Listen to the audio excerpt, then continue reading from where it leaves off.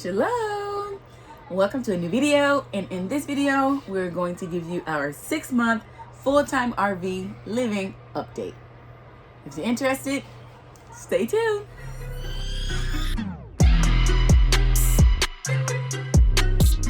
We're going to try to cover a couple of things that we want to bring some light to when it comes to our first 6 months of being full-time with RV living. One of the most asked questions when it comes to RV living, and that is the cost of living. Is it really cheaper? I'll let you get started. Ooh, that question is It's a loaded question. Yeah. Honestly, now the cost can be as cheap as you want to make it or as expensive as you want to make it. There's some people who do it strictly to save money. Yeah. And for a cheaper lifestyle. There are other people who do it strictly to enjoy the most out of their life, and they have no price limit on doing such. So I mean, it's no different from having a $5,000 travel trailer or a $500,000. Like, I'm looking across the lot at a $500,000 rig. They put a trailer and a car behind and it's nice. Do their thing. Yeah. But it just comes down to the exact same preferences that you would have in a sticks and bricks, honestly. So just to pretty much help go into a little more detail about our personal experiences, within the last 6 months, our average rent, and I say that as in the cost that we pay to stay at a park, any park, whether it's RV park, state park, whatever, averages to about $600 a month. And to me, that's fantastic, because that does include our water and our electricity. Right. I would say sewer, but that's a whole RV thing. You don't have to deal with that in the house. But it does include our sewer as well. And a lot of times we do get extra amenities with staying at RV parks that does help with that cost of living. I'm going to say our most expensive month has been November, and that is because we did a lot of hopping around. So with that being said, monthly stays is going to be your cheapest route. Because, example, where we are right now, they charged us $540 for 2 weeks. We decided to call and ask how much does it cost to stay here for a month. $625 is the monthly rate. Right. So definitely ask that question. If you know that, say for instance, you are still working like he is, but you're ready to get started with the full-time RV lifestyle, ask them about monthly rates. And being that it is cheaper, it still allows you some money to, say for instance you want to go somewhere for a weekend. At least your lot is paid for and you have somewhere to come back to. So full monthly is always your best route if you have something to take care of in that area for a while. Also, when it comes to the cost of living, mostly everything else is the same. And I say that as an example, as like insurance, which actually insurance went up. Not really, because like if you have a homeowner's insurance or rental insurance, we have full-time RV living insurance. So like nothing really changed. Can you think of something else? I mean, we still have food budget, propane. We have to pay for that. Propane when it's cold it's expensive. Get a little costly, but still that comes back down to how much you're willing to budget for it. I mean, for us it'll be what, $220 a month. Yeah, $220, $240, and that is because it is a personal preference. Like the guy across the street, he said that because we talk to our neighbors when we're somewhere for a long period of time. We end up knowing, learning, and speaking to the people that we open our door up to every day. And he would rather put on a sweater and put on some socks and turn the heat down. because he said he's going through, you know, propane like water. But on the other hand, I would rather, because I do have smaller children and I'm just this type, I don't want to be cold. Crank that heat up, and if we need to budget for more propane, then we just got to do what we got to do, because I don't want to be cold. Right. It's a personal preference. Right. I mean, what else do you think would be different? The cost in, nothing really, because we probably still have 2 vehicles, even if we were in the house. Right. So we still have the same amount of gas, fuel budget, if not a little more, because we have a diesel now, but we had diesel last time. Nope. The kids' needs are the same. Oh, I can say I do not shop as much when it comes to like TJ Maxx, Target and stuff, and that's because I don't have nowhere to put it. So when I say stuff, I'm not meaning like clothes, because if I do buy a new outfit or a new shirt, I get rid of another one. But like home decor stuff, I don't have nowhere to put all them extra wreaths. I don't have nowhere to put all the extra decor, so I just don't even bother buying it. I don't think that's the only thing we have saved on. It's rent. Pretty much everything else is really the same as whatever the normal budget would be if you were in a regular house. I mean, honestly, it's no different. It's no different. But yeah, like again, like he said, you have to remember the reason why you decided to do this in the first place. Our number one reason wasn't to save money, was it? Not necessarily, no. No, our number one, at the same time, kinda. Because remember, I said that I wanted to do this so that you don't have to work as hard to pay for so much stuff, so that you can be home more often. Right. Because a lot of times you were working to pay for more things. Honestly, if push came to shove, and we had to, we had to lower the budget, some stuff can just get cut.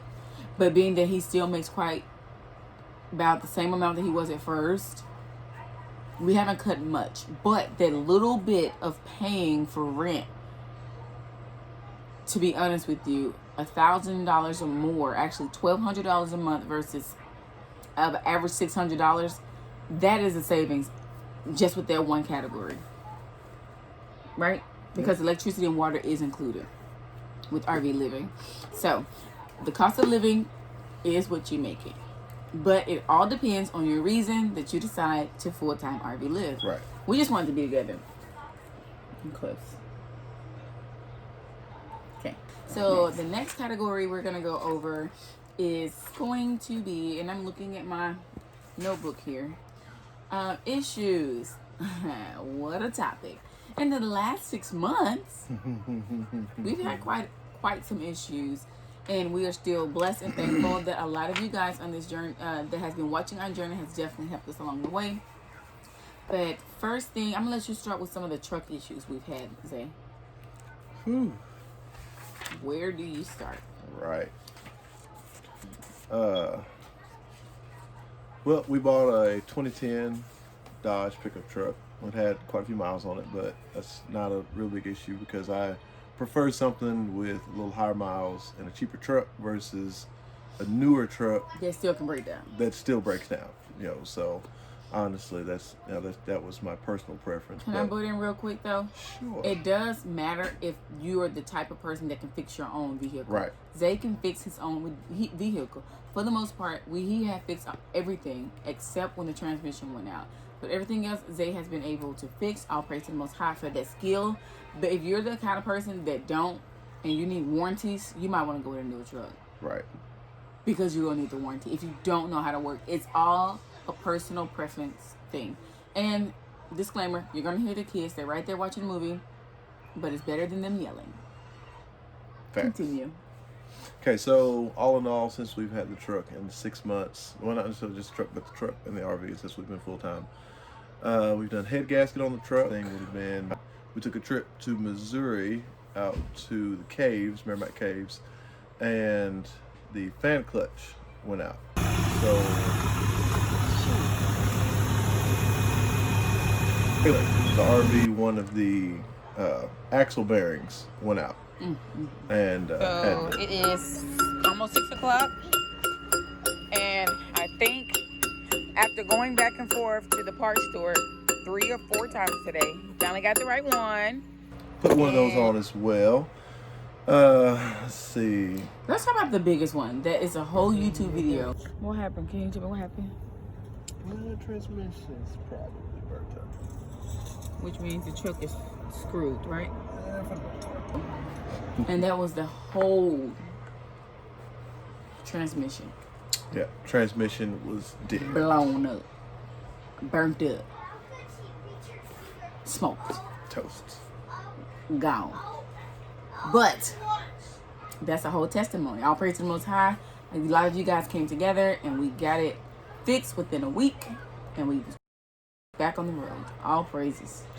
All the glory goes to Him, because, you know, and this is a whole quick lesson I'm gonna throw in there. As human, we have the choice. We have choice, and I am thankful that you guys had chose to obey this the spirit of helping us. So we thank you guys for listening to the Most High on helping us. Okay, but the transmission did definitely burnt up, and that was a whole lesson within itself. We had a water leak in the floor.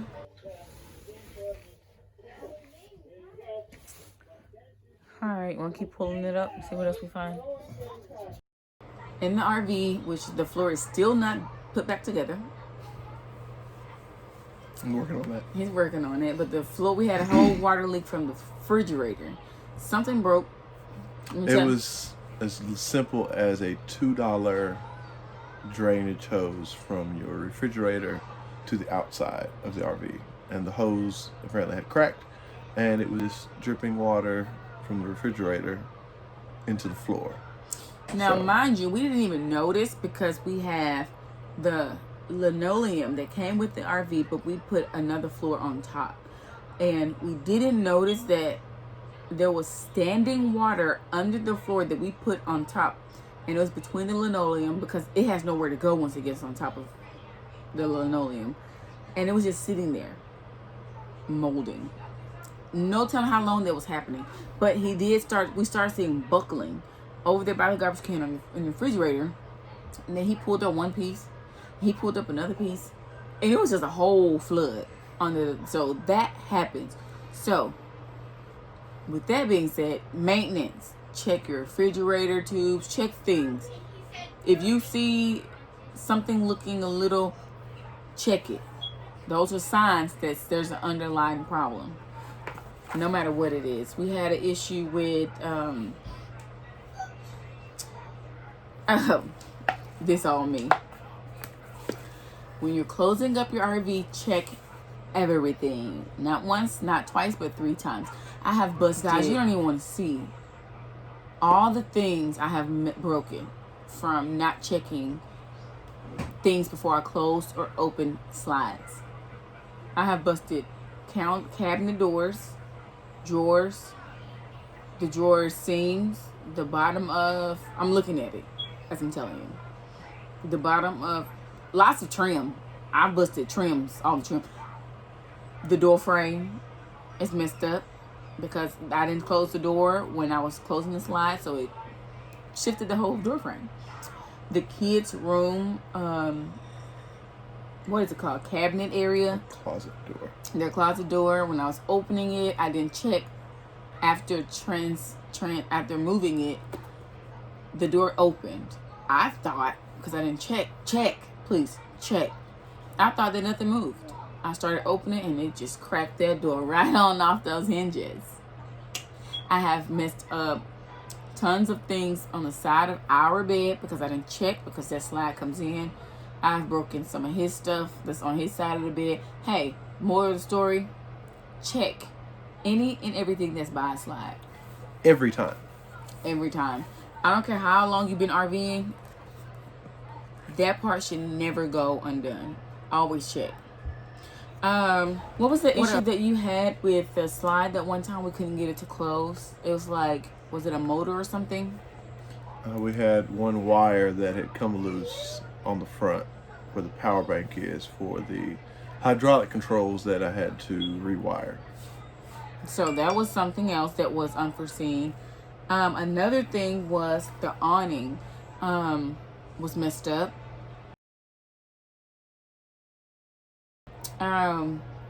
We had to just change the fabric, which wasn't a big deal, but I am going to say, I'm pretty sure we're missing something. I have a feeling in my insides that we're missing a couple things. But one that we're dealing with now is, okay, so we moved this RV to where we are now. When we got here the next day, I noticed when I was getting dressed, there's a crack in the ceiling. Come to find out, we have a cracked frame in our RV. And don't mind the mess, we just got back from a trip, which means everything is coming off track. Even like our closet, everything has shifted. So pray for us, guys. Pray that we can get there's a hole in the ceiling, so not the roof but the ceiling. And no, you can't see the outside, no weather or nothing is coming through it, but you don't want a hole in your ceiling. And I asked Zay when he came home, where's this hole coming from? Is our ceiling coming apart or whatever? And the answer is, wrong with that, Zay? We have now had a pin box frame failure. So the frame that that supports the front of the RV, that connects it to the tow vehicle, truck, has cracked.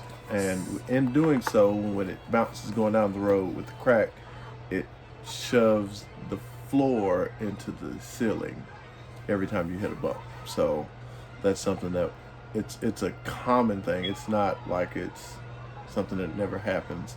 It's a Lippert trailer frame failure. They're not built heavy duty like they should be. They're built to save weight instead of built to last. But it is what it is. They're actually designed for recreational use, not full-time use. So, you know, that's another thing that you have to definitely think about, because now that you say that, I was like, you have to remember you're living every day, all day for months and weeks and years in something that's meant for just a weekend.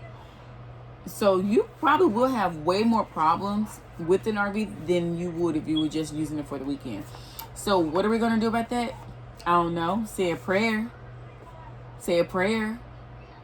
And say a prayer. Because I don't know what to do about a cracked frame. The frame is like the skeleton of our house, right? Yep. Our RV got a broken bone. She needs a cast. No, she needs a fix. She needs a new bone. Maybe we need a new body. A new RV, get it? Body, skeleton, bones. Oh, I get it. Anyway, so we don't really know what to do about that, but pray. I was asking him maybe we should go to the insurance company. He said they're not gonna do anything about it. I think we should try. My mama always taught me you don't know unless you ask. So we'll keep you guys updated on the whole frame crack that's currently in our RV. What I have totally enjoyed is being with this big guy.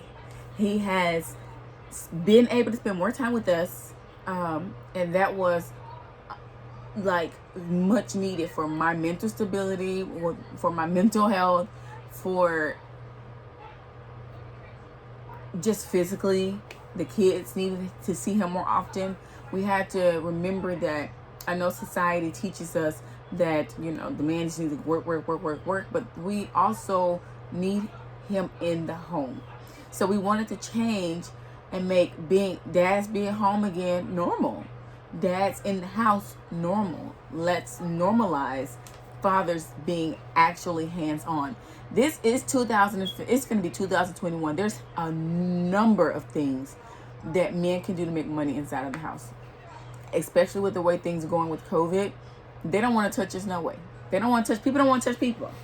Okay, so there's a lot of things. So I am so happy with this journey that he's home more often, I do think it has definitely helped our marriage. We, even though we don't have like babysitters and people to help us with the kids unless we go to my mom's or go down to the family where our family, go down to the area where our family is, I can definitely say we have become more creative on date nights, different type of games, different ways to incorporate the kids in date night, because it also allows them to see what black love is, what love is. I can say that I totally enjoy opening my door and I'm in a new place. I enjoy learning the area, what kind of things they have to do for kids in that area. I love that if our family need us and if we don't necessarily have money for hotels or Airbnbs, we have money for RV spot, because you can find them for a little of nothing, or you can boondock if you need to. So I love that we can hook it up and go to where we need it. And that freedom is honestly priceless. I love that we are able to show our family and friends what RV living is all about. Get them outside more. Let them hike more. Let them do some bonfiring and eating outside, and making it normal for my children to be outside, eat outside, be under Abiyah's sky and under his trees and all of that.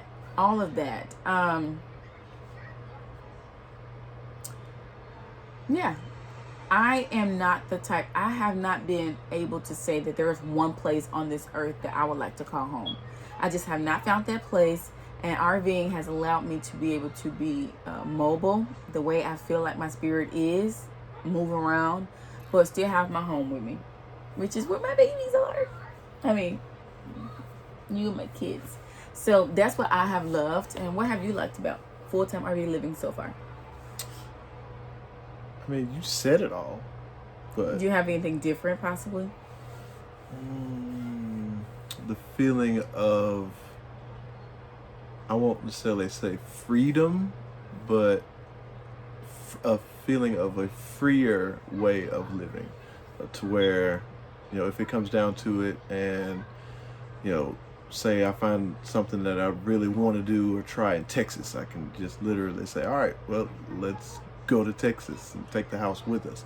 There's no leases or property holding us back to where, well, I can't leave, I can't go, we can't go there because we can't leave this. We're not tied to something physical at any one place. So to me, that would be the number one thing that I love. Number two would be that my children get to see more than just the one little area that most people today grow up in, and they never for leave. Years. They may once a year may go take a vacation somewhere. Yeah. But I want my kids to know that you can just go wherever you want to, whenever you want to. As long as you take the Most High with you, you're right. good. As long as you have His blessings first and foremost. Right. Go do what you do to the best of your abilities wherever you want to, not wherever you grew up at. So, I just want to take that limiting factor off of not only my, myself, but my children as well. So. Yeah, and it's like while we're teaching them their history, their culture, their background, and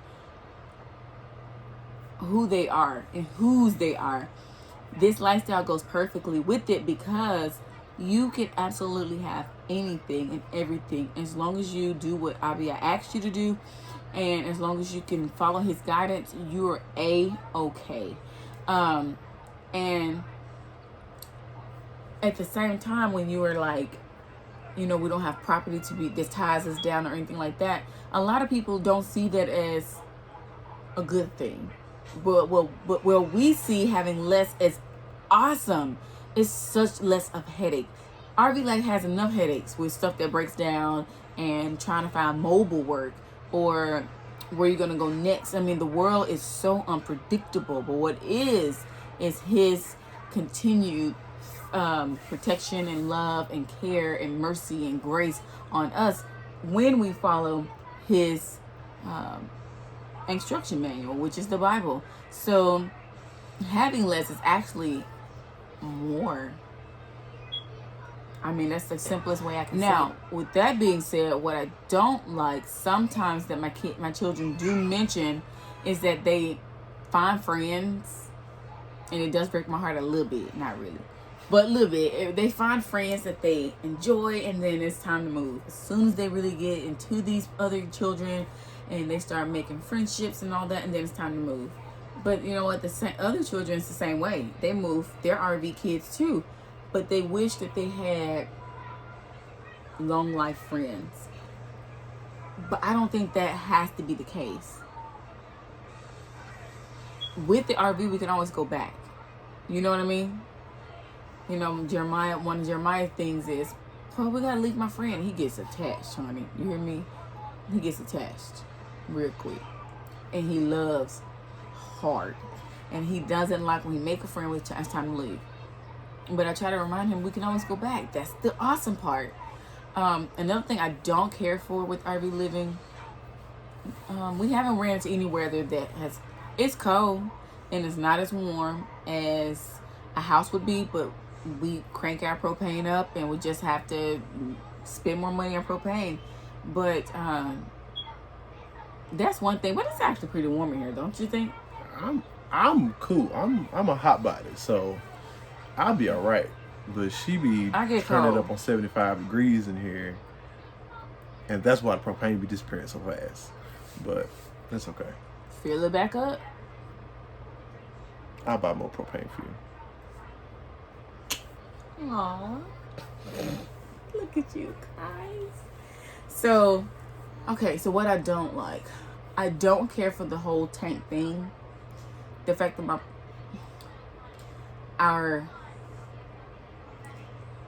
what's the nice word? Waste tank. Our waste tank is just sitting there until we flush it. I don't care for that, but I guess living in a brick and mortar, they took that out of sight, out of mind, but it's probably the same thing. It doesn't smell in the house. I don't smell it or anything like that, but if he is gone and if we have used a lot of water or whatever, I gotta go flush it. I don't want to, but I do what I gotta do. So I don't care for the tanks. I don't care for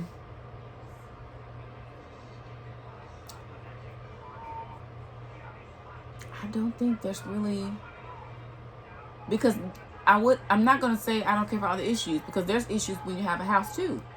When we did have a house, there's still things that broke down and that messed up. The only thing I'm going to say is I don't care for the tanks and I don't care for RVing in the winter. Good. I don't have anything else. And I wish my kids had lifelong friends, but they do. They just in California. Okay. So, but we're just gonna have to go back. I really don't have any I love it. You know what my favorite parts is? It brings us closer together, so I don't really have any cons. My favorite part is when we go to a new area and family and friends come to the RV and we cook outside. Music going, bonfire going. Kids are just free. Food is in abundance. We're outside under the not the stars, because we go in. We don't go in at night. So food is at abundance, and we're just outside under the sky, eating and talking and relaxing and chilling with nowhere to go, nowhere to have to be. That when we go and do that, that makes my heart so happy. And I love the hikes. That we can go on hikes and stuff. I love that too. It's not a con. I know that. I'm not cons. I'm just reiterating what I absolutely love about RV living. So, I'm pretty sure we missed some topics that you guys want info on. And we're here to give you all the info. So, please comment below or DM us on Instagram at BUTLERSUNBOXED on what you would like to learn more on when it comes to RV living, so we can give you our honest opinion within this last 6 months that we've been RV living full time. Until then, don't forget to like, share, and subscribe. click that notification button. And the most freest way to support us is just to watch the videos. Like it, subscribe it, share it with a friend. Okay? Now, in the description box below, don't forget there are other ways to support us, but your love is enough. Thank you guys for watching. Don't forget, unbox yourself. It's time to finally live a life that you've always wanted. Shalom. Shalom.